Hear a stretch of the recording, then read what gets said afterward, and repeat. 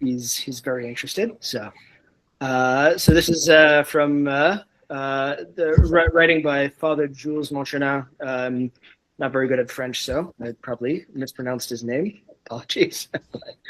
um, Beyond books, there is prayer. There is silence before God. There is God who calls us. To pray is not enough.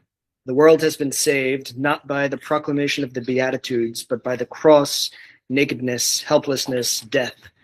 In this, I can understand all the saints: Andrew, Ignatius, Francis of Assisi, Teresa, John of the Cross. Suffering is configuration to the mystery of Christ. Justitia vestra vertetur in gaudium. Your sorrow will be turned in joy. John chapter 16, verse 20. Paschal joy is the sorrow of Good Friday itself, transfigured from within, transubstantiated. This is the testimony the world awaits. This Paschal joy, which is transfigured sorrow. Thank you.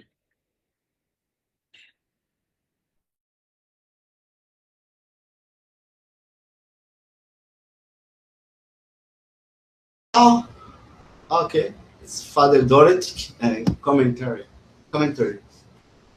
This is very short now. This very short reading today. It's very nice. It's very expressive. Thank you so much, Nicholas, for your reading. Yeah, your choice. Also. Yeah. Try to keep it brief. Yeah. Well, direct. Directly. Okay. Father Dorathick, now. Wish you all.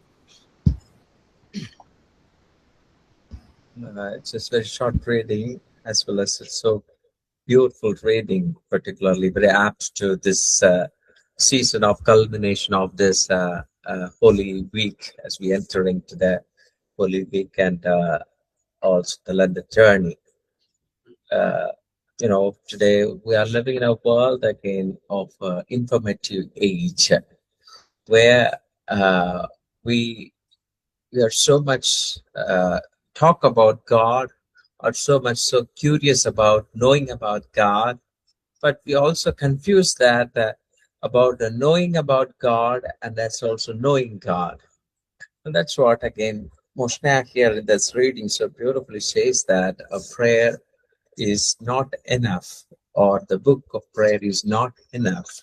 Somehow it goes much more deeper, where he provokes each one of us again to be really go into the depth of prayer, rather than staying in the peripherals of prayers. And that's what where he would say is that the theology must become an adoration, a knowledge must become a silence, seeking must become a being found. And this has to really happen in the journey of prayer. If that doesn't happen, our prayer just remain to avoiding surrender, to avoid transformation, and to avoid cross. And this happens very often, like we pray that something has to change, and God has to change, people has to change, but I remain not to change. And this is somehow the prayer really makes a journey, something within ourselves, a very transformative experience, rather than that which we use a prayer as a kind of a tool for something else to be opened. But it is something which opens our own realities. And that's what, again, whereas in this reading, where Moshna so interestingly points again, suffering is something, he says, very positively, he says. And suffering is something not that which is very often we may think it's a God who punishes us, but it's something very differently he sees, is that suffering in life which really makes us to enter into the mystery of God. And very often we fail that when we suffer in life, we pray a lot that to take away this suffering in life, as Jesus also did. As a very humanly speaking, Jesus also tried to this prayer, Lord, take away from this suffering. Taking away the suffering, just we remain as the normal being. And whereas Moshna inviting this through this reading that we should enter into the presence. And we miss that presence when we deny this suffering. Someone said so beautifully, suffering in life is a divine portal where you could really enter into the divine. But it is not so easy as humanly talking. Suffering always makes a kind of a terrible distraction of our comforts, and also God promises not the comforts, but always it leads to the truth. And remember again, most of the time when we start remaining with the comforts, that walls which we create, the walls which we build, it become an obstacle. Sometimes the prayer which we constructed is also kind of a barrier which against the suffering. It is against the current of life too. And then we remain stagnant within our own selves, where we don't able to open up. And as well as this days of again this holy week once again constantly remind us that suffering is not something strange, but it is a part and parcel of a human life, which makes us a transformative journey. And that suffering again, so beautifully again, Mochanin points that a kind of a transubstantial sorrow. That is something, a kind of a alchemical change which he emphasized through faith, and the substance of our sorrow is changed into a joy. And that's something very, very beautifully he puts this. A substance itself, a kind of change, it happens. And that's what, when that happens, prayer becomes very real. When it leads to a participation with Christ, a participation with the God, there it is not something which God is an administrator of our life, but there is that we don't say that God as an we imitate the God, but we become an union with God. And that's what, through the journey of Christ living in this world, he invites every one of us, and he participates in that journey of the life and suffering, which is the human solidarity. He invites each one of us that to take part, and remaining in that union, that made a transformation of life. And that's what, again, it is not something an end of journey, but it is something which really transforms us. So the joy which is hidden in the seed of suffering, and that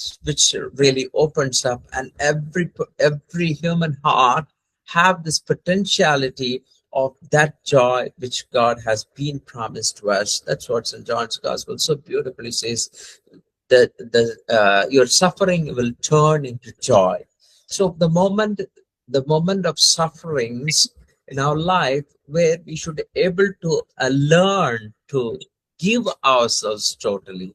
And that's what again the yoga tradition, as well as it speaks about a kind of Ishvara Pranitana, or the Shaiva tradition would speak about a Sharanagati, the total giving up our own selves. And that happens in the cross, where Jesus showed up very explicitly to the human beings that this is possible, and that is not a kind of a very supernatural power that he acquired, but a kind of unwavering, conscious living with the Father. And that's what we need. And that presence, when we cultivate, then the suffering in our own life becomes not something so burden and so frightening, that which we could easily pass through that suffering. And that, as I said, it becomes a divine portal. And that's what again our life begins with. A life begins with the suffering and joy, an inseparable reality. If somebody suffered and your mother became a very joyous person, and that is a very inseparable reality, but it is also at the same time as a mystery which we plunge and enter into that heart of that mystery. And that is prayer, and the prayer which is which makes us to be a kind of a constant awareness of that this is an inseparable reality, so that we are not so afraid of suffering, but at the same time we are also not so overrejoiced by joy. So where we could have that balance, and I think the London journey, the way of the cross, is a constant reminder for us to that ultimate joy is within ourselves. It is not something which you could be gained, which you could be accumulated from externals through readings, prayers, or other stuffs. But all other things can also make us to have that surrendering aspect. The moment we surrender, that everything, the universe open for us a greater door, which the mystery which enters ourselves. So as we are preparing for this Holy Week, let us also remind it, and this wonderful reading resonate our hearts to be have that transubstantial sorrow, where Moshna was pointed out, so beautiful term he uses, so deep and very profoundly. Let's resonate. So let us also take and reflect all our sorrows ourselves, as well as the world is going through these times of war and all the uncertainty, which is also a human ignorance, where we accelerate the more suffering which is already existing.